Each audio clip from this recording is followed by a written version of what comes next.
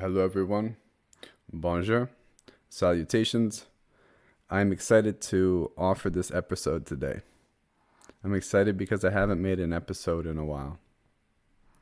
And I'm sharing an episode of shamanic energy medicine, and I'm most excited about this. I'm most excited about this because of my upcoming school, which is a shamanic energy medicine school. But before we get into that, a little bit of preamble here. I was just in Peru 2 months ago, and I believe that's my last episode, a reflection on that. And I'm still integrating, and I don't want to share too much on the topic because if I go too deep into that, I'll spend the whole time talking about that. But I did a lot of good work to be in my dream, be in my vision, be in my inner magician, yeah? And to visualize my dream. And now that I've come back, I'm about to go into a vision quest. 4 days of dry fasting. And this, for me, is really important for the process of coming from the dream realm, coming from ayahuasca and ceremony, and then dropping that prayer into my body as I fast and as I empty myself out and as I give gratitude. That, in many ways, is the essence of manifestation. And there's many different formulas and articulations of that, but in essence, there's a way to pray. And a way to pray is to ask, but not to spend time just asking. To get really clear on what you want is the asking. Not just clear on what you want, like the vision, but the why. Because you're cultivating the energy within you. This isn't a power system where you're asking for something outside of yourself to make this happen. You're shifting yourself so that you're aligned with the reality that is. So it's like a capacity to tap into the pure potential of what could be, and to the degree we know ourselves, we can align with values and desires and a vision for a life that is most representative of our highest path of love and dharma. And to the degree we can hold that prayer, we can ask for it, yeah? We can get clear on it, but we don't just want to be in the wanting, the desiring, the asking of it always. There's a phase for that. And it's actually quite a small phase because we want to be in the receptive state after that so that we can receive that prayer.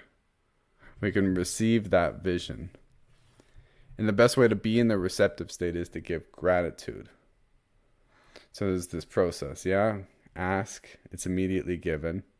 And then to shift into a receptive state. Now, there's many different ways of speaking about that and articulating different principles, but that's just a little bit of an overview of manifestation process. So my container of moving from a month of being in my dream, being in my visionary state, and then coming in, I know it's all going to come forward and fast in a really big way, because that's the beauty of inner work. It acts in accordance with universal principles. And when we understand these principles, we have a great power in our life to shift to the state and to the being that we want to be. And it was really beautiful to come home. When I came home, I fell to my knees. And I cried. I cried because I recognized what a blessing it was to be able to go away. That, of course, I gifted myself, but so many other people supported me and continue to support me, that allow me to live, as does the universe that allows me to breathe and supports my every need. But I knew that I'd come home and I wasn't the same person. And we're always shifting from reality to reality, creating our multi-dimensional parallel dimensions at all times with every choice that we make. But sometimes we're able to step away from our life, like our routine life as we might see it, for long enough that we really notice how much we've changed. And because this wasn't just me going away and then coming home, this was me going away with a very deliberate and intentional process. Like I was putting myself through a process of shifting myself. There was a lot of stories and belief systems that I'd identified that I wanted to work through. And I did my work as best as I could. And I realigned my system. And I'm very systematic as I do inner work. I have a whole comprehensive system, but one of the aspects is the 7 chakras. So I'm looking at financial beliefs, blocked energy. This could be unprocessed emotion. This could be stored holding patterns in the physical, relationships, empowerment, sexuality, addictions, shadow, all the things. I did a very comprehensive analysis of who I actually was. I got really real with myself, really raw with myself. Most of the experience was uncomfortable in a good way. It's the kind of uncomfortability that's like uncomfortably good. Yeah? That's what you know when you're in ceremony and it's uncomfortably good. That's the good stuff. That's the good work. And when you do the good work, it works. That's the good work. It's good like that. So I was in the dream, coming back into gratitude, and one of the big things that became clear to me is I wanted to create something. I was working with my legacy, and the Aya Om method began to come into form. And this was an idea that I'm still fleshing out. Still fleshing it out as I talk to you now, and it's coming out. But I have a scaffolding of a multi-level program which helps individuals to empower themselves first, and then to empower others to find mental, emotional, physical, and spiritual harmony and achieve their dreams.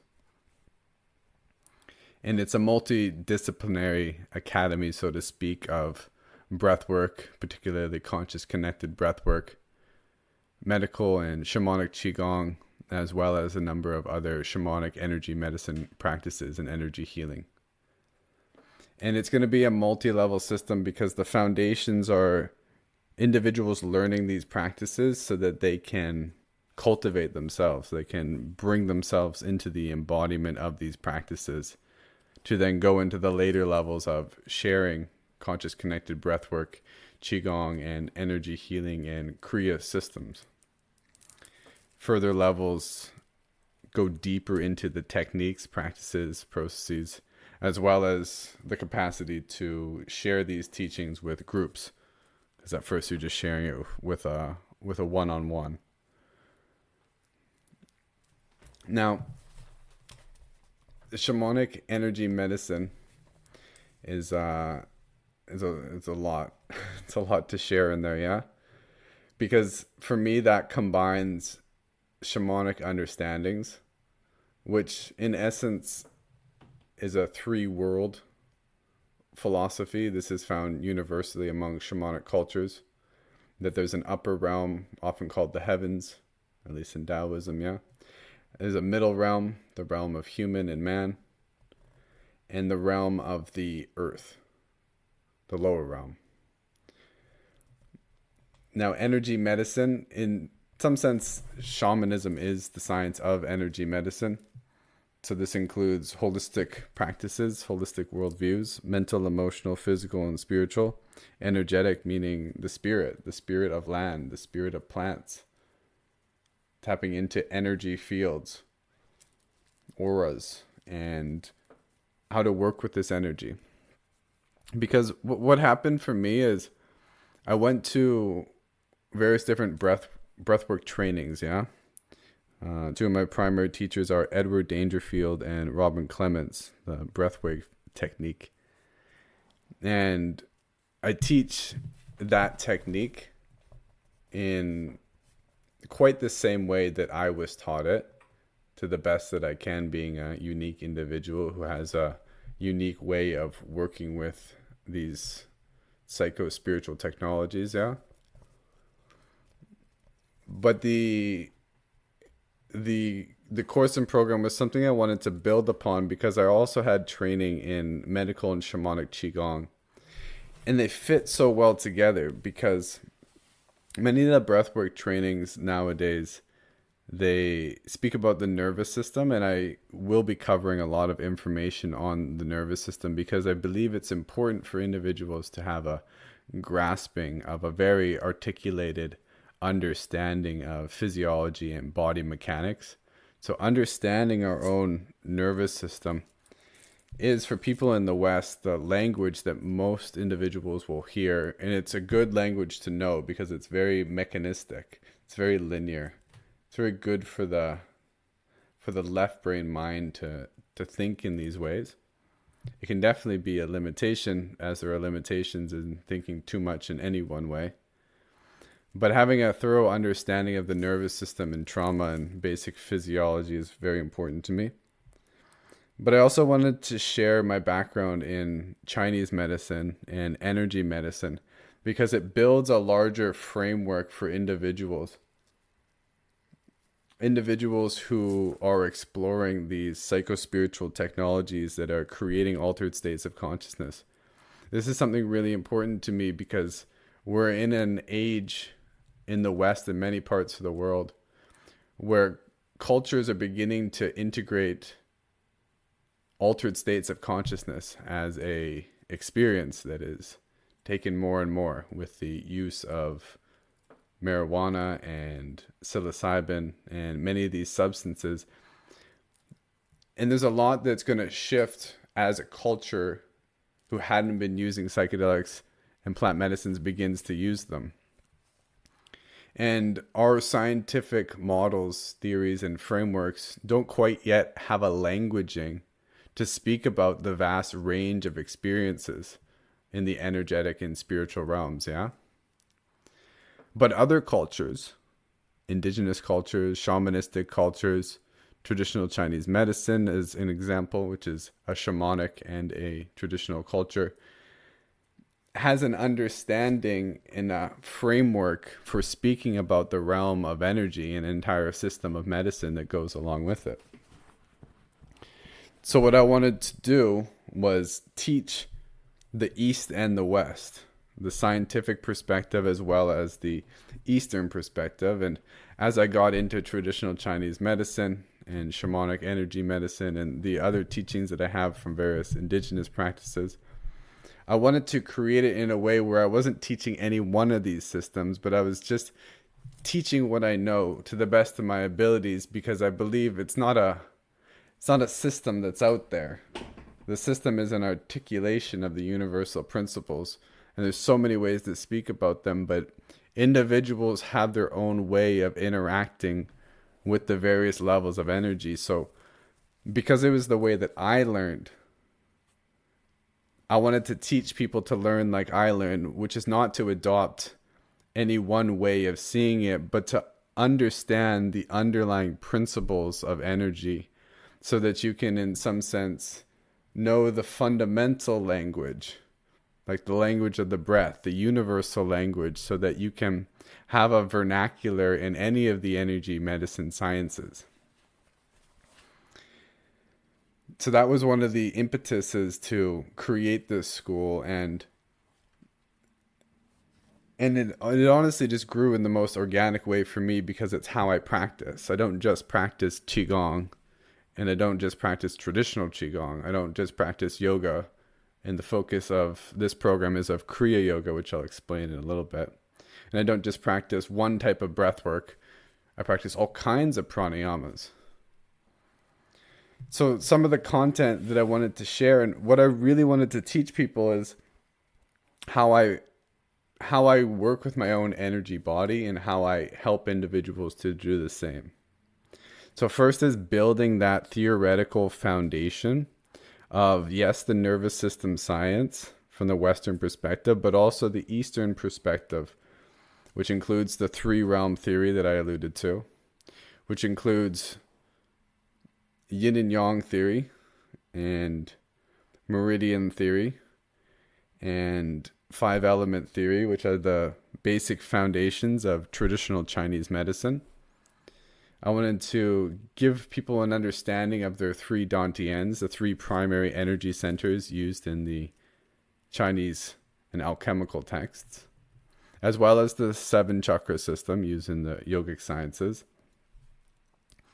And I wanted to give people an understanding of universal principles, the law of attraction and energy medicine, and how we can use our mind to heal our body and our mind to orient towards our dream.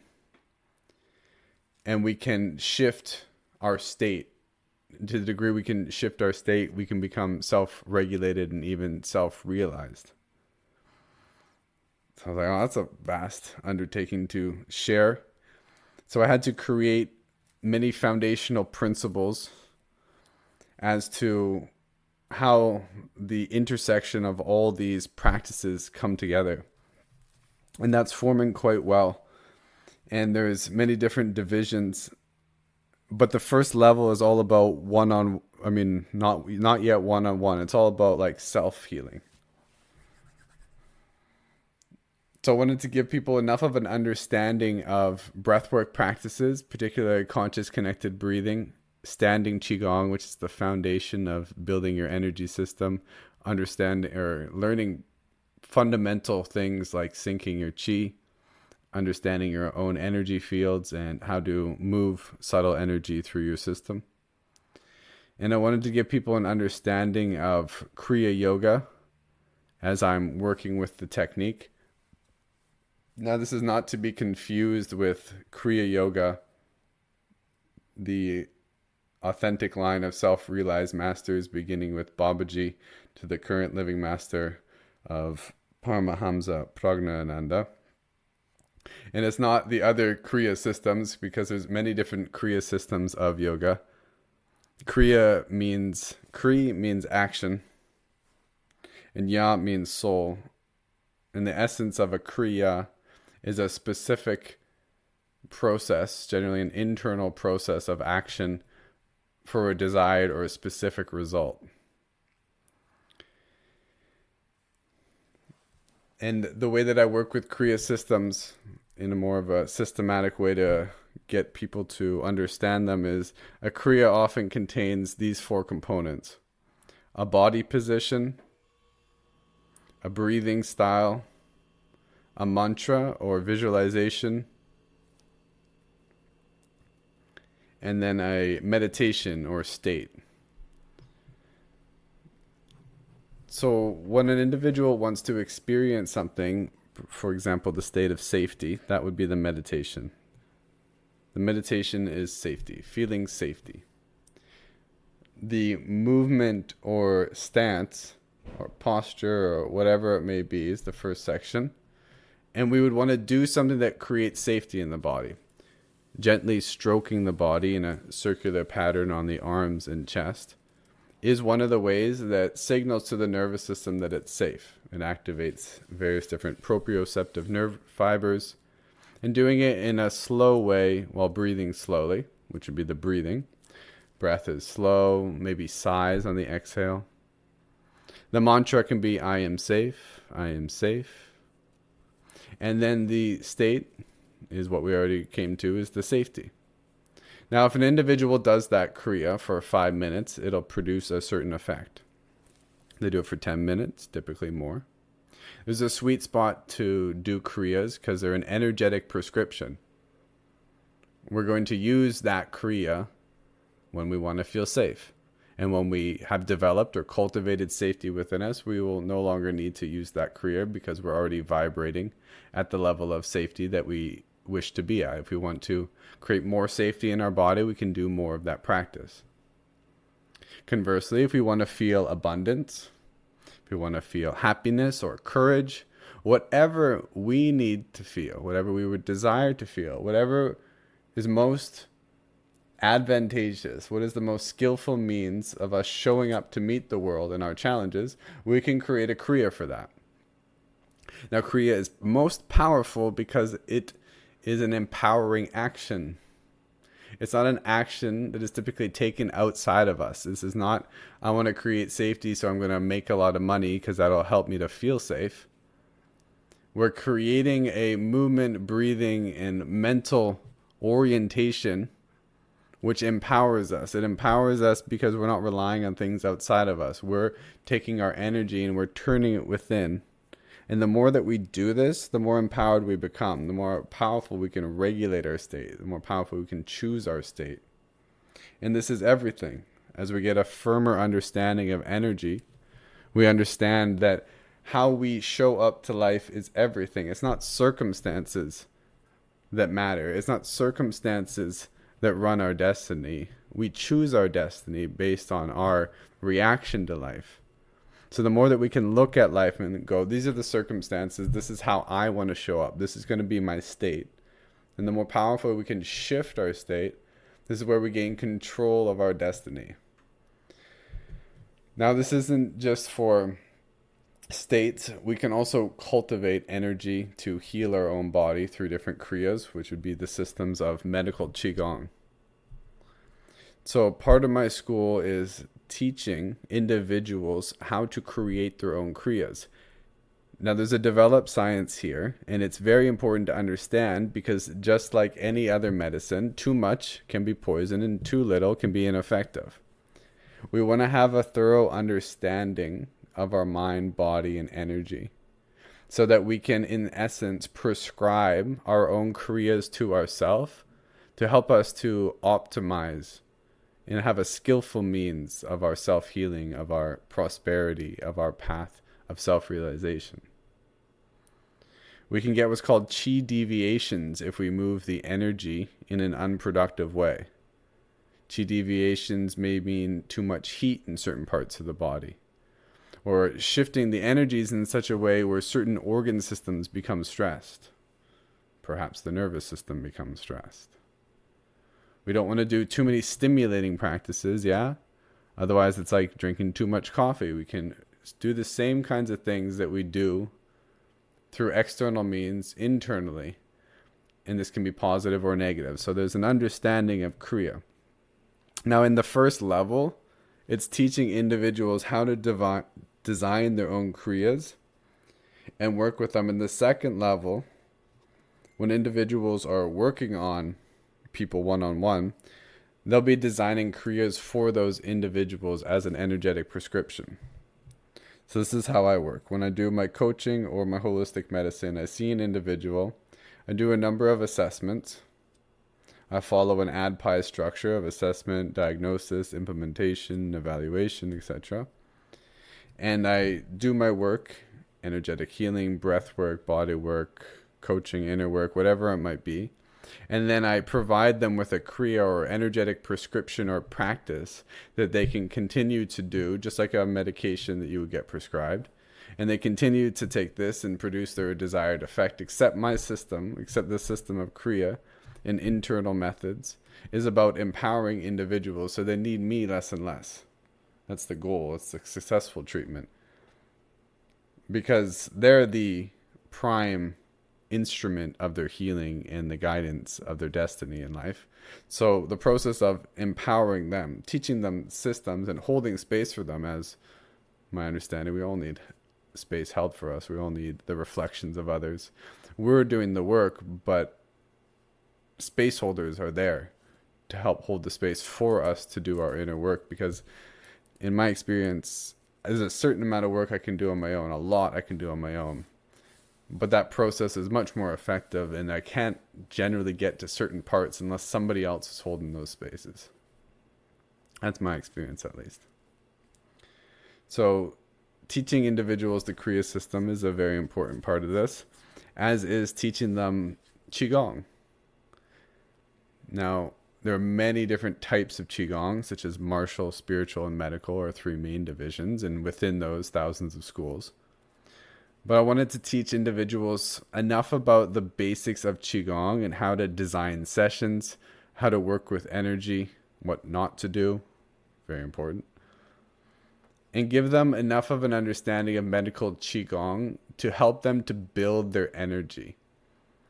See, Qigong, very much tied in with medicine and self-healing. This is why it pairs really well with the breath work and the energy healing that happens in level 2. Because when an individual does their standing practice, they're standing in Wuji, they're not moving, they're breathing, what happens is an individual becomes very sensitive to their own energy fields, their own nervous system.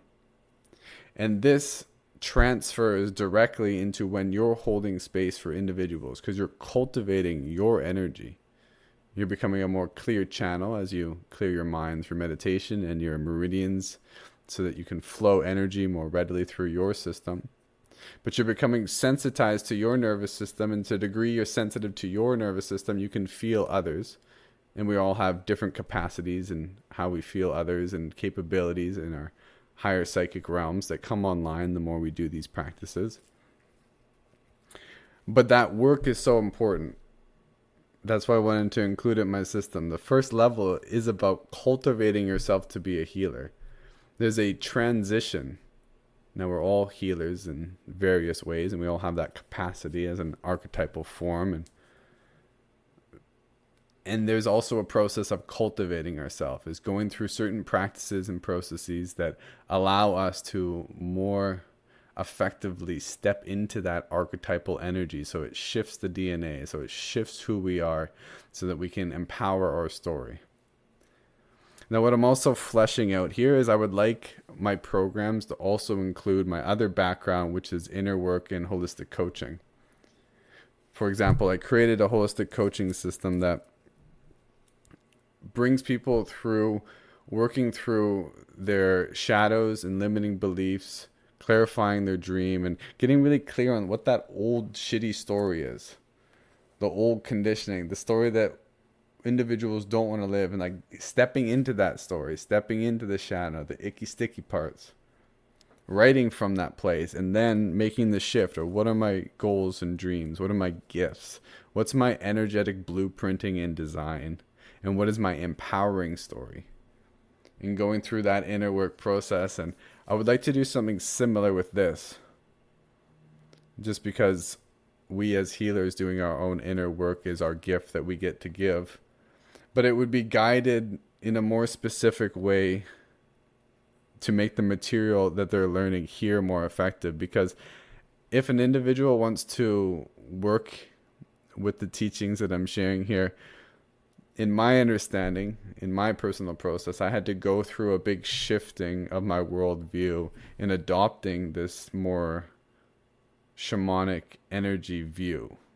Though I was open to it before, there's levels of acting and embodying this wisdom and understanding. And the inner work is very instrumental into clearing out the old limiting beliefs and the old rules of the game, quote unquote, that we've been operating in, and taking on this new perspective, which has more possibility. And I'm still day by day learning how much more is possible, because working with energy is all about possibility. The realm of matter and what is manifest is much more limited. But when we get into energy, it's the gift. It's the gift of the imagination, of pure potential. There's a lot there. So that's a little bit about level one. Level one is all about your healing. It's all about understanding theoretical frameworks of shamanic Chinese energy medicine and getting an understanding of what radical responsibility and state regulation looks like, and how that can allow individuals to heal themselves, mental, emotional, physical, and spiritual, and achieve their dreams. Then level two, we get more into one-on-one work. How to work with conscious connected breath work, energy healing, and body work to help individuals go through both the process of clearing limiting beliefs, identifying root causes, understanding the body maps, how the mind and the body interact, and how different holding patterns and blocked breath shows up as what's going on underneath. So individuals get a more thorough understanding of those breathing patterns, body maps, energetic imbalances, and then they'll learn Chinese energy medicine healing, which is a lineage that comes from the Wu, W-U, which is it's like the proto traditional Chinese medicine. It's what was the indigenous people of China's original shamanic lineage that gave birth to the later traditional Chinese energy medicine, energy work, and all the things. It's such a mouthful. Part of that is learning the 1 through 10 meditation, systematic meditation and process of invocation, which may be taught actually in level 1 because it's one of those ones that it's good to practice, to cultivate in the system, to better hold space. Individuals will need to know how to conduct an energy healing session. They'll need to know the conscious connected breathwork technique, the ins and outs of it. They'll get a more thorough understanding at this level of traditional Chinese medicine and 5-element theory, how to do energy healing, and this is different hand positions, hand techniques, and mudras, incantations. I plan on doing more mantra in the next level, but we might learn some mantra in this level. And then body work would of course be in there. At this point, it's like the training is becoming you can think of it as a energy medicine doctor or practitioner, yeah? I teach people that ADPI process that I alluded to. There's an assessment of what's going on for them, and this is body assessments, energetic assessments, breath assessments, assessing where they are on their spiritual journey, where they are in relation to their goals and dreams, and what the limiting beliefs are. It can be quite thorough. Doesn't have to be done every time, but we want to do a thorough assessment so that we can best treat individuals holistically. ADPI, so it's an acronym if you haven't already guessed that. D is diagnosis. So once we have the thorough assessments, we have their intentions, we have what brings them here, we can do a diagnosis of what the energetic imbalances are. It's really good to be systematic in this way, so we can get a comprehensive picture of what we're addressing in the session and what we're going to prescribe to them eventually, yeah? And then we actually have the treatment,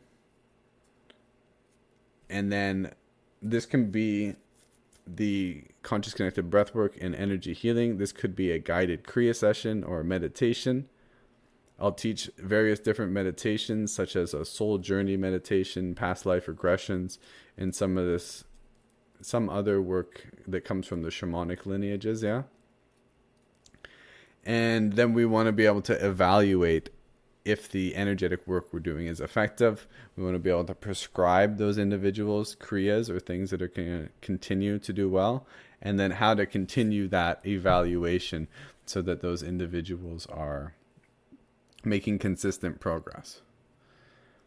So what becomes really important from level 1 to 2 is that you're doing your work. You're doing your standing meditations, your kriyas, and your breath work so that you understand how these things work, because you can't be an effective practitioner of this work unless you have practice, unless you know how these processes work and that you're working with them. And that's what's really beautiful. Yes, it takes work to do the work, but it's good work. It's good like that. It's good because you're encouraged to take this work as your spiritual work. It's like, the way that I saw things years ago is I don't want to have my evolutionary process separate from my business. I want it to all just be one thing. Me doing my best to help myself helps other people. The more I can do for myself, the more I can help other people. I feel like that's the best way to do it, unless there's a better way, but that's the way that I see, is like, yeah, have it all integrated into one thing. And for individuals, I'm teaching a scaffolding, and as I mentioned, I'm doing it in as best as I can to teach it in a way where you learn the fundamental principles of Qigong, of energy skill, of Kriya, of formulating mixed mind-body arts practices into these energetic prescriptions or unique formulas, so that you as an individual with your unique background and practices and the way that spirit will work through you will be able to create your own in a way that feels best for you. Because this is the age where many people are so multidisciplinary.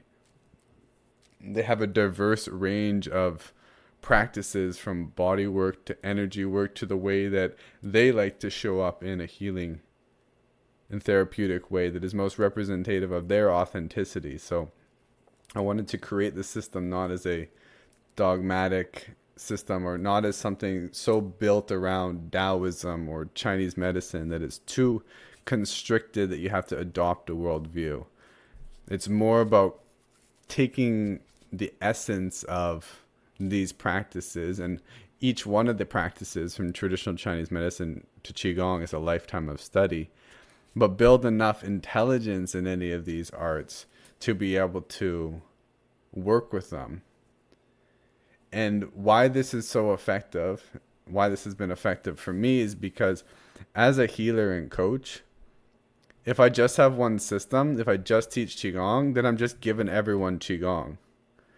But when I see a diverse amount of people, some people I teach, they're going to do really well with Qigong. Some of them, they're going to do much better with yoga. Some of them, they're going to need this. Some of them, they need to do workouts, like kettlebells or something. Because I have some training in more of a weightlifting background, I can offer that kind of thing as well, yeah? So it's not having such rigidity in the structure of things allows us to meet people where they're at. If I have a Christian patient, well, I'm not going to be using the language of Tao. I'm going to speak to them in the universal language, or in a way that they can hear, adopting my languaging to best meet them. So that becomes really important. And then level three is when an individual would share these teachings in group sessions. So this is multi-person breathwork and energy healing circles. Now this is breathwork, which I didn't fully articulate and mention here, is a lying down practice of continuous breathing. I think many people who follow me know quite a lot about breathwork because I've spoken and shared about it for so long, so I did kind of skip over that and take that for granted. As I mentioned, I'm still fleshing this whole thing out, and I'm, in some sense, fleshing it all as I'm speaking to you, so please forgive me.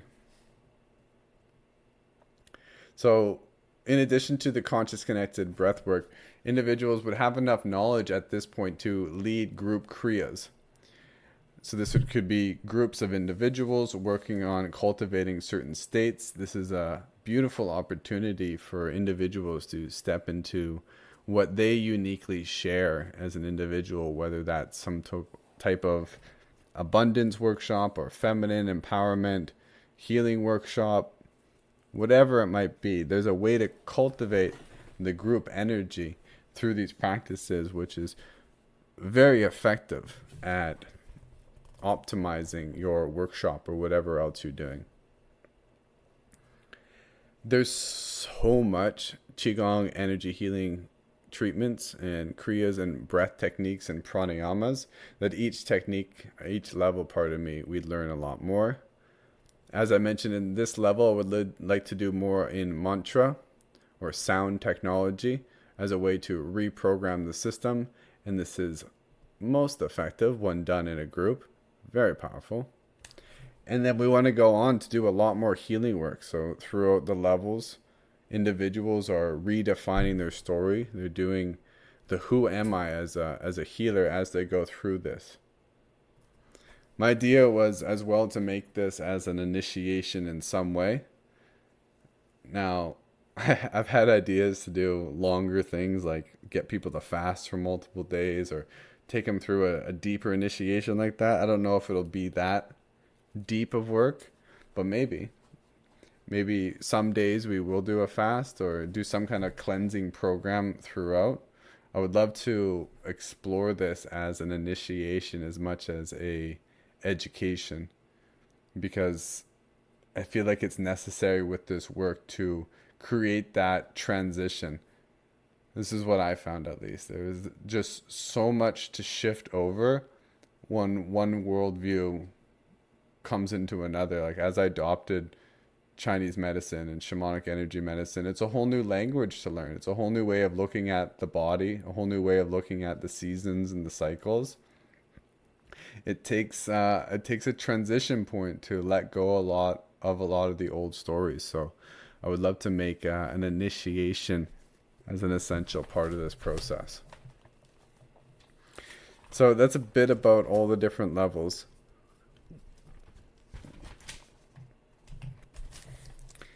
To reflect a little bit, in this episode I talked about when I was in Peru, I had this beautiful vision of what I wanted to create with my life, and I started practicing a lot of Kriyas and breathwork and Qigong and meditations out there. Stuff that I'd already been doing, but there was so much more room to play out there.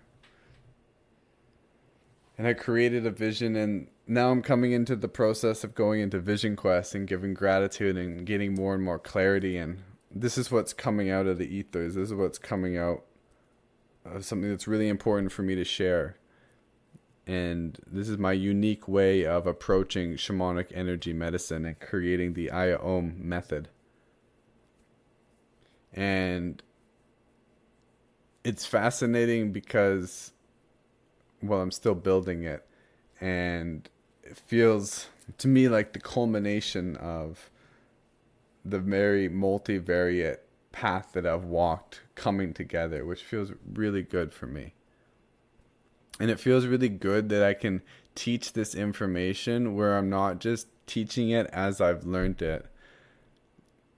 I'm not just recycling the words that other people have said. I've worked with these practices enough that I feel like I have a grasp of fundamental principles, universal law, and I can bring these teachings forward in a way which empowers individuals who take these programs and courses, and they can adopt the teachings in a way that's going to flow with them. It's going to feel authentic. And they're going to have an intelligence to work with these practices in a way where they create something very unique, which has been my greatest joy as a solo entrepreneur, to be able to create my business around doing everything that I love and doing it in a way that feels most representative of who I am, which is so instrumental. And I want to share the same essence of that in teaching a little bit of coaching and a little bit of holistic medicine in my program, because it's so essential. It's so essential that an individual has a connection to their soul and their dream if they want to do the good work, the good deep work of becoming whole, which is the essence of healing. So in teaching what I'm teaching, I want to be able to teach. Well, the best word is an empowerment. It's empowering individuals to be themselves and giving them enough Qigong. Qigong meaning energy skill. Enough energy skill and awareness of this art of cultivation. Yeah, in yoga we call them yogis, in Qigong we call them cultivators. They're learning the science of how to cultivate, yes, fundamental Qi or energy, but also cultivating our embodiment, cultivating ourselves as the person that we want to be. And this is the best example we can show for anyone, is us being our best. And the practices of breath, yoga, and Qigong, they have their record in history, and it's a very good record. And they're a living tradition.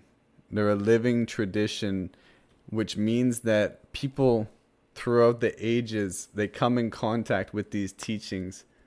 And the unique individual that comes in contact with the teachings builds a relationship with them. A very unique marriage, which has an offspring, which is their fruitation, how they blossom in these practices. So, as you can tell, this is just very exciting stuff for me. And the whole system is an answer to so much of what is going on in the modern medical system that I feel is not being addressed well. This is not a rip on Western medicine, which I completely love. As I mentioned, a lot of my system is built on scientific theory as well. There's a recognition of the art and mastery of science. And with any system, including mine, there's limitations to the system and specific applications where it works best. Western medicine works best in emergency medicine and various other areas, whereas typically the Eastern systems have been more preventative. Now, this system attempts where the East meet the West, and it's prescriptive in a way where it teaches individuals to go within, rather than prescriptive in a way where it teaches individuals to use medications and a lot of therapies that are outside of the self. Yes, there's some body work and there's some healing happening at the sessions in the later levels, but the essence of what individuals come back to is connection to their breath, connection to their spirit, connection to their dream, connection to their values and what is most important to them. And that's my understanding of how we can point an individual in the right way towards truth, towards wholeness and healing. And by empowering individuals in this way, there's a compounding effect to that. There's a compounding interest. It's the good way to make money. It's the good way to go, because it's about self-realization, self-regulation, self-mastery, all in that direction, rather than outsourcing and spending our energy outside of ourselves. So the more individuals are living and working in this way, it's about their own evolution and how it can help other people. And it's about not needing the perfect circumstances, so we can take responsibility for our life, where we're at, what we're consciously and unconsciously creating. And as we do this, we can bring more of our dream into manifestation. And when we do that, it offers so much for the world.